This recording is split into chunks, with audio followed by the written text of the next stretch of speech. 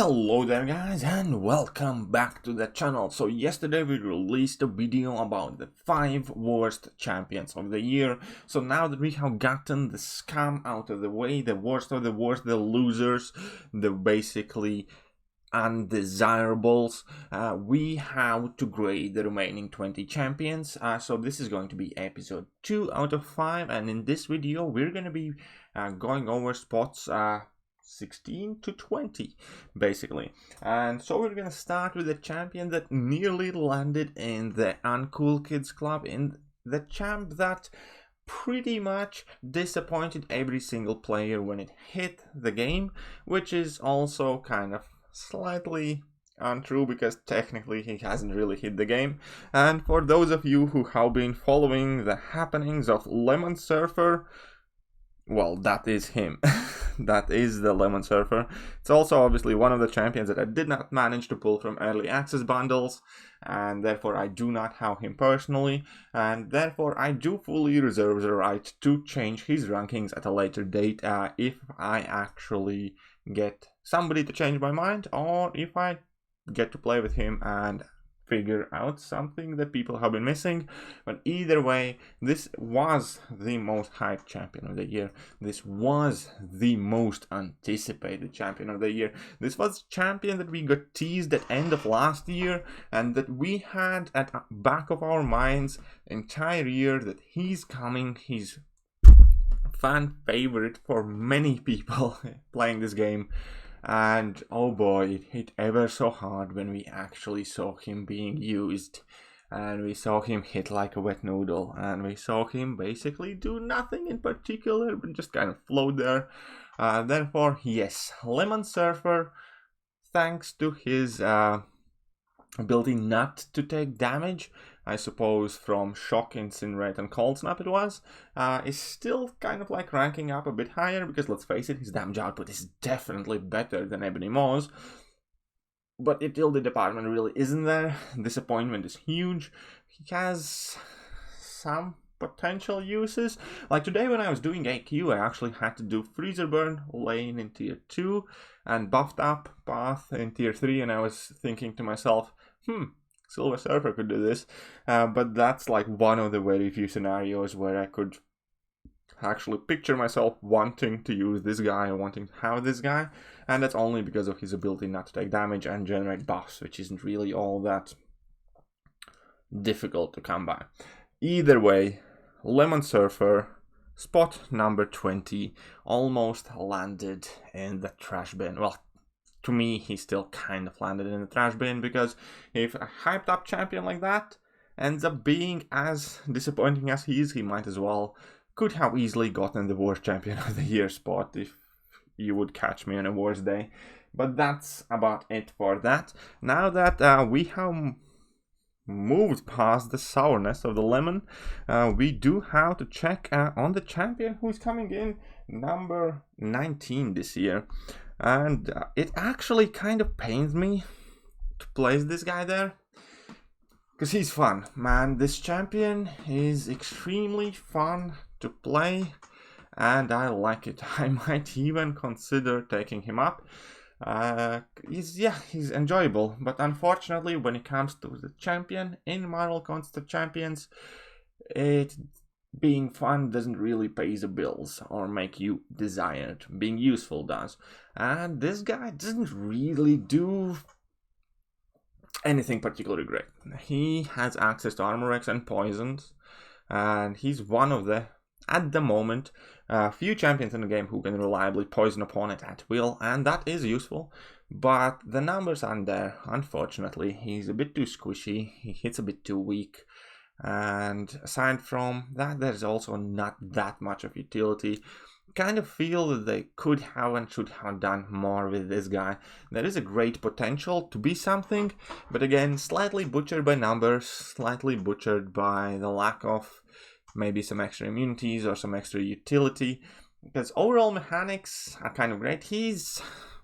The way he works is more or less kind of like a Dr. Voodoo wannabe, because it's sad to say that the champion for 2016, which is Dr. Voodoo, does so many more things than this guy does. And this guy does a couple of things that Voodoo doesn't, but either way, realistically, when you look at Dr. Voodoo, made in 2016, he's just kind of like better designed champion, I guess you would say. And they work fairly similarly, but they both stack buffs on opponent and then convert these buffs into poison. And they can also do that with opponent's own buffs. And yeah.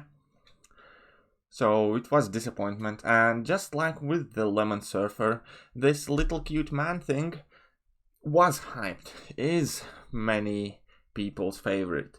Could have delivered so much more and didn't.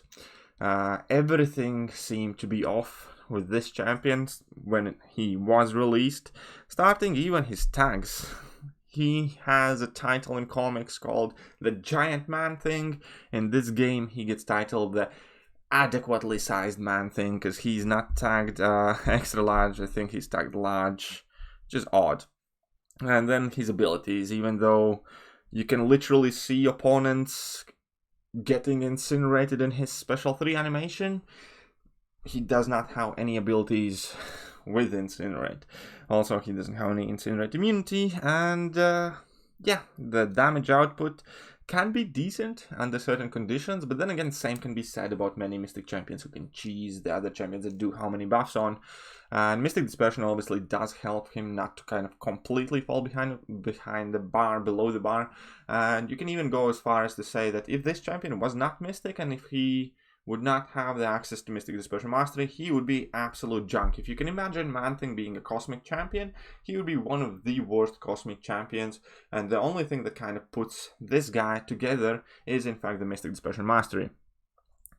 And it's kind of short-sighted champion design. And I don't want to rip on the guy too much because, as I said, he's extremely fun to play as a relaxing, easy piece of questing when you are bored in the game. Just throwing your arm at opponent's face, popping their pimples, poisoning them, stacking a bunch of debuffs. It's cool and interesting. Unfortunately, it doesn't lead anywhere. Unfortunately, it doesn't have that much endgame utility. Unfortunately, even though he has a regen buff, it's not really able to cope with the larger chip damage and kind of higher end tier content. And as fun as this guy is, you can't really place him much higher than that. Now, there is obviously debate, and these lists are subjective, and you might have a different opinion. But realistically, when I would kind of think about the champion's value, and when I look at all sorts of game modes, it just doesn't do anything better than the champions that we already have in the game, which would be excusable, but he just doesn't do anything particularly well either. He kind of does some of the things and subpar at that. So that's not to say that he isn't a cool character. He looks cool, he's fun to play, and to some that might be the most important thing, and if so, fair enough. Even I myself might end up taking this guy to rank 5 because he is a really good amount of fun. But when we're moving away from fun, we have to take a contrasting champion, and this champion could potentially be one of the most frustrating champions released this year, definitely. And this champion is Invisible Woman. And why is she frustrating? Because obviously, number one, when she goes invisible while you're facing her, it is fairly annoying when you miss and get wrecked in the face, and that just hurts. It kind of hurts us all because if you know what she does, it was your mistake and it's on you. And what makes this lady even more frustrating is the fact that when you are attacking with her, every time you get kicked out of your invisibility mode after you have spent time and effort building up her vulnerability charges and trying to amp up her damage, you just kind of get pissed off at yourself. You have nobody else really to blame but yourself because you have made a mistake. Because it is a very kind of technical thing, and if you play perfect, she could arguably have one of the best damage outputs in the game, right? Or close to it. But you end up just making these slight micro mistakes. You end up parrying when you meant to dex. You end up, I don't know, missing an intercept or something, or catching the last bullet of a special in your block, or there's always something that eventually does go wrong. Now, that being said, she is not a bad champion at all. I think aside from being slightly frustrating to play, she is a great champion for people to practice because she has one of the best kind of safeguard mechanisms in the game, because So long as you're invisible, you're kind of untouchable, and even if you miss the intercept, you're not gonna get punished. Even if you miss away the special attack, you're not gonna lose any health, you're just gonna lose your damage output, which, as I mentioned before, is obviously frustrating, but at the same time extremely useful. And there's quite a lot of good qualities to Invisible Woman, and I would have ranked her much higher if one of the two things were to come through, or can potentially come through in the future of the contest. Now, when Fantastic Four Synergy came out, the full Fantastic Four Synergy gives Invisible Woman 85% chance to maintain her invisibility if you parry opponents. So effectively it gives you somewhat safe option to parry while being invisible and keeping your damage output. Now, if that synergy would be 100%, she would be so much better. Because when you have 35 vulnerabilities or 40 vulnerabilities, you have 85% chance not to lose them, but 15% chance to lose them is still a pretty big freaking deal. And you can't really reliably try and parry your opponent and hope to maintain your damage output. So now, if that would be a guaranteed synergy, it would make all the difference in the world for this character in particular, and she would be much better in my eyes.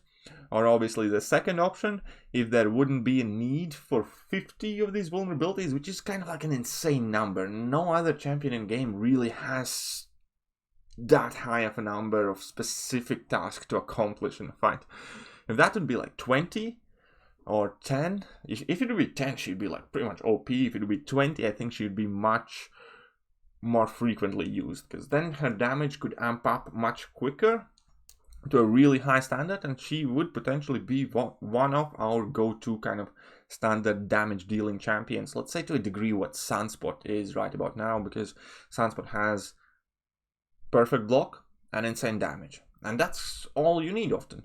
And she would have that, plus this added safety of the invisibility saving you when you mess up, and then she would be really potentially great champion. As is, the numbers just don't really make much sense to put her higher. Yes, she's cool. Yes, she definitely has her upsides, but at the same time, there are more practical options to use for most of the time. And yeah, therefore she lands in spot number 18 and definitely takes also the category of most frustrating champion of the year home. And we are going to move on to champion who is in spot number 17 this year.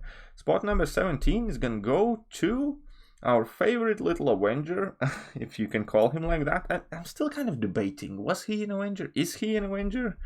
But for the sake of an argument, let's call him an Avenger. So, Hawkeye version 2.0 is a fun champion once again. Animations are cool. The animation department has been killing it this year and last year and year after year, and that is by far my favorite department in this entire company that makes the game for us, because they look sick, man. The animations, the costume design and all that stuff, I like them. Special animations, a lot of level 3 animations are becoming more exciting and even interesting to watch repeatedly. And this guy definitely looks insane, and I do enjoy playing him in moderate amount of doses. I don't enjoy playing him non-stop all day, every day, but whipping him out for a casual uncollected quest and stuff like that, I do like him, because yeah, the animations are cool, stacks a bunch of bleeds, some cruelty, fury buffs going on, and that's fun. The problem with this guy is similar to some of the champions like I mentioned before. It's kind of designed to a degree where it's like jack of all trades and master of none. Now, he has debuff shrug off abilities where he can purify any and every single debuff that he gets inflicted with, but at the same time you do it one at a time, and you have to perform several kind of like things in a game, and you can't really do it like that when it's needed. If there is a big bleed, or God forsake, you got 2 big bleeds placed on you, chances are you're gonna die from them before you are able to purify them. And that kind of makes that ability useful, which it is, because let's say you can take him to any shock lane, any incinerate lane, bleed, poison lane, obviously, then shrug off a lot of pesky debuffs like heal blocks and specters and stuff like that. But at the same time, it's not quite potent enough to deal with stuff like Biohazard or Freezer Burn, or kind of like no-door matchups where you get debuffs placed on you constantly, or where you could actually just bring in fully immune champion or a champion who has better shrug off abilities. And that perfect block chance, again, perfect block is useful, it extends the parry stun. At the same time, it's not a guaranteed perfect block, so you can't rely on it 100%. There's some ability accuracy reduction, but it's only like 40% plus 40%, so even if you line up everything perfectly and sacrifice your damage, you can't completely shut down enemies' abilities. And it's just things like that that overall made this champion fun, but nothing special. There's nothing in this game that he does particularly well, and when you need a specialist and a path for a peculiar task, he just doesn't measure up to the challenge of the endgame content. But that being said, obviously the damage is quite alright. It's not insane, he's no slouch in damage department, and he's incredibly fun to play. So he's definitely not a failure, and that also kind of speaks for the quality of the champions this year, because only like the bottom 2 or 3 champions were like bad, like really bad, and then the rest 20 champions this year are the champions you could kind of see using or at least having fun with. They might not be the best champions, they might be a bit of a letdown compared to the hype that was built up, but all in all they're definitely not bad champions either. So overall this year was definitely a success with the champions.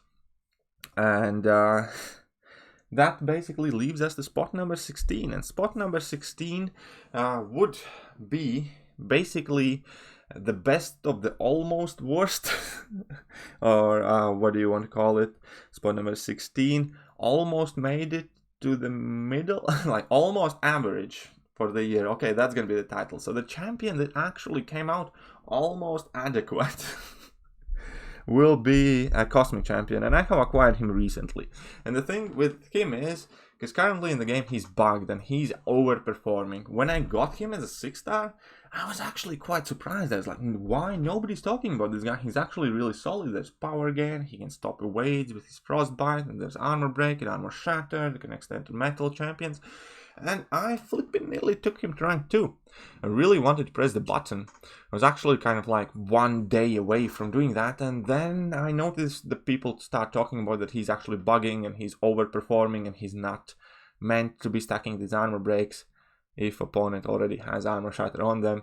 And then with that basically you get about 70 to 80% damage increase, and I was like, yeah, no, let's hold it on. So this champion, even in his unbugged state, assuming that once opponents are armor shattered, you cannot stack any more armor breaks on, is quite cool. Like, you can definitely see the value of constant power gain. You can see the value of that frostbite whenever you're nearby the opponent, because guess what? When you are nearby the opponent is the time when you're attacking. The time when you're attacking is when stuff like evade kicks in, and what this cold snap does, it prevents opponents from evading. So basically he has kind of like consistent evade prevention as well in him that's extremely reliable, so that's cool. The damage output for me now is somewhat hard to judge, because I had actually never had a chance to play with him when he was working as intended.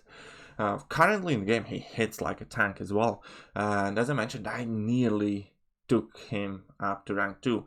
If he would be performing the way that he is now, and that would be intended, and I would be sure that that's not going to be changed, I definitely rank this champion up higher. And currently I can't put him any higher because I haven't really played with him when he's working as intended. But that being said, he definitely has quite a bit of redeeming qualities, like that armor shatter is useful against all robots. The synergy that he has with either of the visions that extend this ability to all metal champions could be insane, potentially, because we all know how effective is Medusa armor shatter against robots. Now, if you can do that to all of the metal champions, it's crazy good.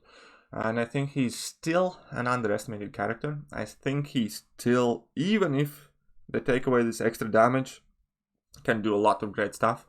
If he's awakened, also the ability to shrug off debuffs, non-damaging debuffs, but still, that can be quite useful at times.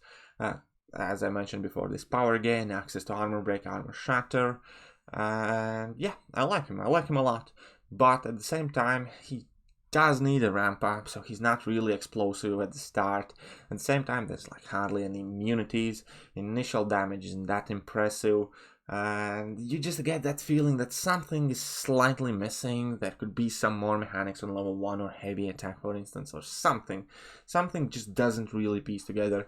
Also, the fact that if opponents are like cold snap immune, obviously that is disadvantage. If opponents are armor break immune, or if opponents can nullify your power gain, then none of that ability works. So he kind of seems to be built on a bit of a fragile line of, if that goes all right, then this will happen, and if this is happening, then that will kind of like actually do something. And if either one of these links get disrupted, then you don't end up getting out the maximum potential of your champion, which is always kind of like an iffy way to build up a champion. If, and so it's a bit unreliable at times. But yeah, that being said, still like Wijnarkus. I like Wijnarkus more than the 9 champions mentioned before on this list. Therefore, he takes spot number 16. And with that, it's going to be it for today's video. So this was episode 2. We went from 16 to 20.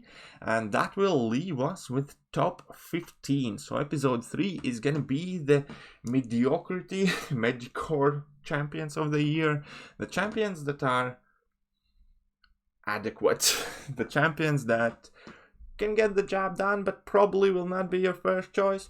So that video is going to come tomorrow or day after. We'll see how I get set with the time, but either way, I hope you guys enjoyed today's video. Let me know what you think about my picks. How would you rate him? What you agree with, what you disagree with. And if you enjoyed the video, do not forget to hit that like button, sub button, hit all the buttons, and I'm gonna catch you guys soon. See ya!